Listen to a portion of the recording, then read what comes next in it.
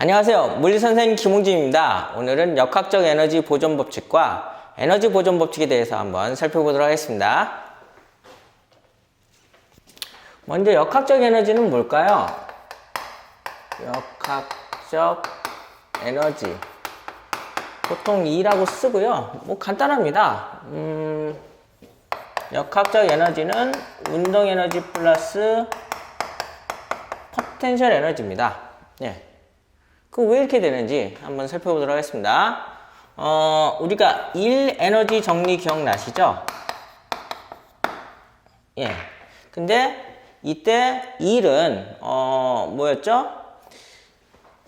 합력이 한 겁니다. 혹은 알짜임. 합력이 한 일이에요. 그래서 이렇게 되는데 이거 말고 만약에 보존력이 하는 일이 있을 수 있습니다. 보존력이 하는 일. 그거는 어떻게 될까요? 여기 보실까요?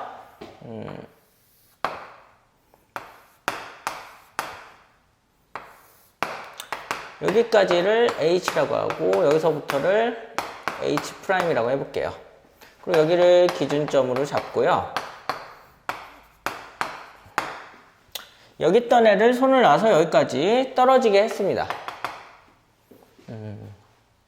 그럼 어떻게 될까요? 여기 보시면은 여기 이제 보존력이 하는 겁니다. 여기서 보존력은 뭐죠? 여기서 보존력은 중력입니다. 그러면 중력, 즉 보존력이 한 일은 기준점을 여기를 잡고 여기를 플러스를 했으니까 여기서 뭐죠? 마이너스 mg가 힘으로 작용을 했어요. 그럼 이제 변이가 와야 되잖아요. 2를 구하니까. 변이는 얼마예요?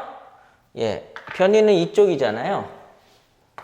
이쪽 방향으로 변이가 생기니까 어떻게 됩니까? 네, H'-H가 되죠.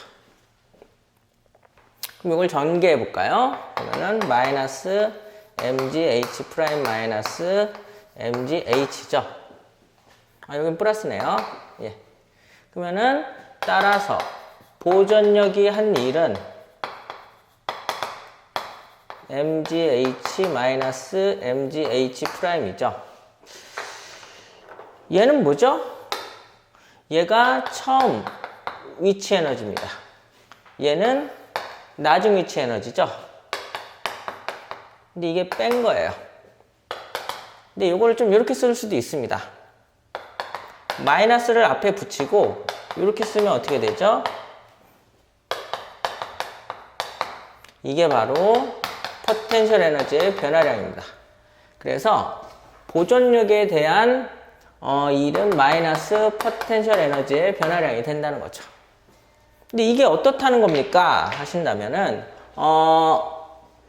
만약 합력이 한 일하고 그 합력이 보존력밖에 없다면은 그게 같을 수가 있다는 거죠. 같게 되면 어떻게 돼요?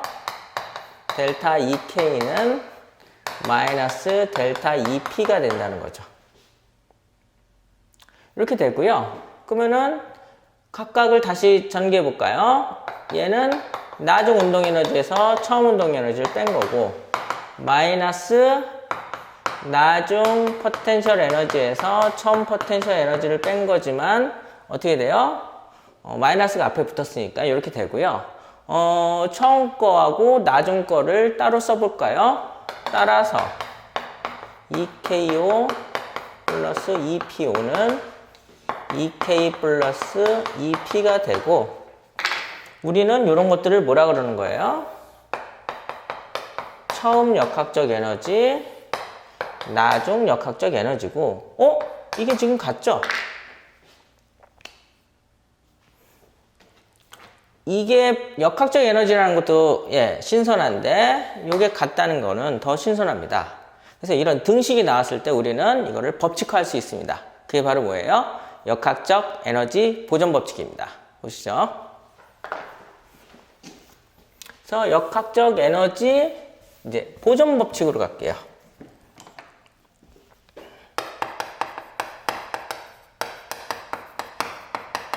제가 보존 법칙은 뭐라고 그랬었죠? 시간에 무관하다 그랬었죠? 시간에 무관한 함수가 되는 겁니다. 그래서 이렇게 되는 거예요.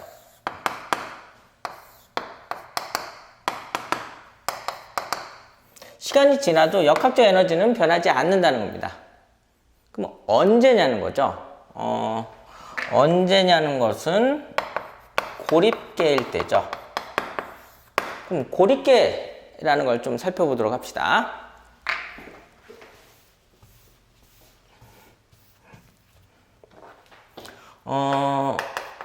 열역학적 계, 즉 시스템이 있는데요. 크게 세 가지가 있습니다. 열린 계가 있고요. 닫힌 계가 있고 고립계가 있습니다. 그럼 열린 계는 뭐냐? 예, 문이 열려 있는 거죠. 얘는 문이 닫혀 있는 거고요. 얘는 아예 혼자 떨어져 있는 겁니다. 근데 이걸 왜 따지냐는 거죠. 요걸 보시면 됩니다. 델타 N, 델타 E. 델타 E는 입자 교환을 의미합니다. 델타 E는 에너지 교환을 의미해요. 그래서 열린 계에서는 문이 열려 있으니까 입자 교환이 일어나기 때문에 N은 개수거든요. 입자의 개수인데 입자의 개수가 시간이 지나도 같지 않다는 겁니다. 그래서 0이 아니에요. 그리고 입자들이 왔다 갔다 하는데 에너지가 같을 일이 없죠. 이렇게 됩니다. 근데 닫힌 계는 뭐냐면은 최소한 에너지 교환은 없다는, 입자 교환은 없다는 거죠. 문이 닫혀 있기 때문에. 그런데 에너지 교환은 일어날 수 있는 겁니다. 아무리 문을 닫고 있어도 밖에가 추우면 안에도 춥죠. 뭐 이런 식으로 돼서 에너지 교환은 일어날 수가 있는 겁니다. 근데 고립계는 뭐냐면은 일종의 뭐 왕따 같이 혼자 우주 속에서 혼자 있는 거죠. 입자 교환도 없고 에너지 교환도 없습니다. 뭐 이런 거는 거의 없겠지만 우리가 이론적으로 이런 계가 있다고 생각했을 때 고립계일 때, 그 계가 고립계일 때 전체 역학적 에너지는 어떻게 됩니까? 뭐 이렇게 됩니다. 이게 전체 역학적 에너지예요. 근데 시간이 경과를 했다는 거를 수학적으로 어떻게 표현할까요? 양변에 델타를 씌우면 됩니다. 델타를 씌우면 어떻게 돼요? 델타 E는 각각의 변화량이 생기겠죠. 이렇게 됩니다. 이거 이제 지울게요. 이렇게 되는 겁니다. 그런데 델타 E는 고립계에서는 아까 에너지 교환이 없다고 했었죠? 이거이므로 어떻게 돼요? 여기가 0이니까 따라서 델타 EK는 마이너스 이렇게 쓸까요? 그냥 여기 이렇게 쓰죠. 이게 0이라는 거죠. 이게 0이라는 것은 따라서 E가 일정하다는 뜻입니다. E는 변하지 않는다는 거예요. E는 변하지 않고요. 얘네를 조금 변형해서 쓰면 이렇게 돼요. 마이너스 델타 EP는 플러스 델타 EK가 돼요. 그래서 얘가 의미하는 게 뭐죠? 마이너스니까 감소한 포텐셜 에너지는 얘는 플러스잖아요. 그러면은 뭐 증가한 운동 에너지다. 이렇게 되는 거죠. 이거 얘가 있을까요? 자유낙하죠. 자유낙하는 애는 포텐셜 에너지가 감소하면 어떻게 돼요? 운동 에너지 증가하죠. 그 변화량이 같고 그 변화량의 합이 일정하기 0이기 때문에 전체 역학적 에너지는 일정하다. 즉 보존된다는 겁니다. 이게 바로 뭐예요? 역학적 에너지 보존 법칙입니다. 그래서 여러분은 어떻게 아시면 됩니까? 역학적 에너지는 요거 두 개를 더했는데 이게 일정하다는 겁니다. 그래서 고립계에서는 이게 0이고 변화량이 0이고 그래서 여기에다가 마이너스를 붙였는데요. 반대로 붙여도 상관없습니다. 어차피 똑같고요. 예. 그래서 이러한 내용이 바로 역학적 에너지 보존 법칙이고 제가 보존 법칙은 되게 중요한 방정식이라고 그랬죠. 자연계에 숨어있는 방정식이기 때문에 우리가 물리 문제를 해결하는데 큰 도움이 되는 겁니다. 이게 바로 뭐예요? 역학적 에너지 보존 법칙인데 문제는 지금 포텐셜 에너지가 나왔다는 것 자체가 보존력이 나온 거죠. 이거는 어느 때만 성립을 합니까? 단 보존력만 존재를 해야 됩니다. 선생님, 비보존력이 있으면은 어떻게 됩니까? 비보존력은 뭐라 그랬죠? 우리가 흔히 얘기하는 마찰력. 마찰력이 있을 경우 이제 어떻게 되는지를 한번 살펴보도록 하겠습니다. 아까로 다시 와서 1에너지 정리 있었죠? 1에너지 정리.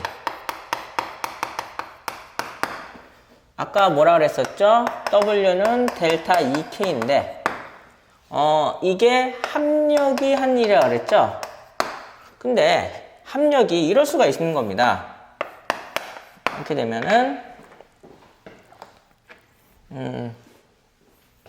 제가 이런 식으로 힘을 주면은 중력이 운동을 방해해서 중력에 대한 포텐셜 에너지로 저장이 되잖아요. 이렇게 위로 올릴 때. 근데 문제는 뭐예요? 운동 방향의 반대로 모두 작용하는 거예요. 공기 저항에 마찰력도 작용한다고 하시면은 합력은 어떻게 되죠? 합력은 이런 식으로 되겠죠. F-mg에다가 하나가 더 붙습니다. 이렇게 붙는 거죠. 그래서 제가 하는 일은 이제 어떻게 되는 겁니까? 이렇게 돼요. 즉, 합력이 한 일은 보존력이 한 일하고 그 다음에 뭐죠? 비보존력이 한 일이죠. 이게 합력이고요. 그래서 이런 식으로 표현이 됩니다. 그래서 합력이 한 일은 얼마가 되죠? W는 델타 EK가 되고요. 그 다음에 비보존력이 한 일은 아까 뭐라 그랬었죠? 마이너스 델타 EP라 그랬었죠. 근데 비보존력이 한 일은 빠진다니까요. 그러면은 이게 뭐냐는 거죠. 이거는 그냥 써놓을게요. 그러면은 요걸 더해야겠죠. 그럼 더하면 어떻게 돼요? 요게 넘어갑니다. 요게 넘어가면 어떻게 되죠? 이렇게 되고 이렇게 되죠. 근데 이게 뭐였죠? 아까? 그리고 여기는 비보존력이라고 써야죠. 비보존력이 한 일입니다. 이게 아까 역학적 에너지의 변화량이라고 그랬었죠. 그래서 이렇게 식이 하나 나옵니다. 따라서 비보존력이 한 일은 역학적 에너지의 변화량이다. 역학적 에너지의 변화량이 0이 아니라는 것 자체가 역학적 에너지 보존 법칙은 성립을 안 하는 거잖아요. 변화량이 바로 비보존력이 여기 한 일이 됩니다. 이게 바로 비보전력이 한 일인데, 그렇다면은 이것까지 다 아우를 수 있는 게 바로 뭐냐? 그게 바로 에너지 보전 법칙입니다. 에너지 보전 법칙은 뭐예요? 아까 역학적 에너지는 그 보전력만 나왔었는데 여기는 모두 나오는 거예요. 비보전력까지 나오는 겁니다. 그래서 전체 역학적 에너지는 원래 역학적 에너지에다가 우리가 비보전력이 하는 일은 대부분 열에너지로 바뀌니까 열에너지까지 합하면은 어쨌든 뭐가 돼요? 일정하다는 거죠. 일정하다는 거는 시간의 흐름에 변하지 않는다는 거죠. 그게 바로 보존 법칙이고, 그래서 전체 역학적 에너지는 새로 생기지도 않고 사라지지도 않습니다. 다만 뭐 하는 거예요? 다른 형태로 변한다는 거죠.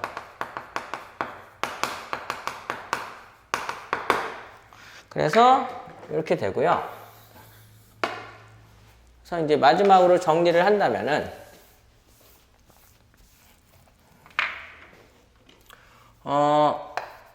역학적 에너지는 E라고 쓰고 운동에너지와 위치 에너지를 포텐셜 에너지를 더하시면 됩니다.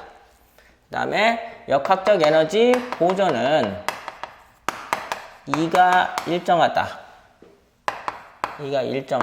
혹은 E의 변화량이 0이다 혹은 위치 에너지의 포텐셜 에너지의 감소량은 운동 에너지의 증가량이다 혹은 마이너스를 붙여서 반대로 써도 되고요. 근데 뭐라 그랬었죠?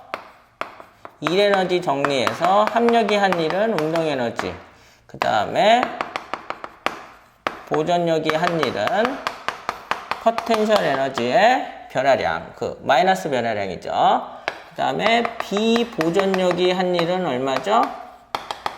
역학적 에너지의 변화량이고 얘가 0이 아니라는 거죠.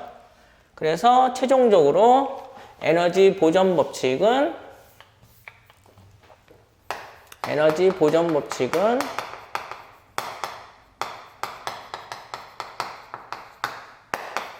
토탈, 즉 전체 에너지에다가 역학적 에너지 플러스 열 에너지, 비보존력이 한 일이 열 에너지로 바뀐다 그랬었죠, 주로. 그래서 이렇게 되고, 그래서 여기는 보존력,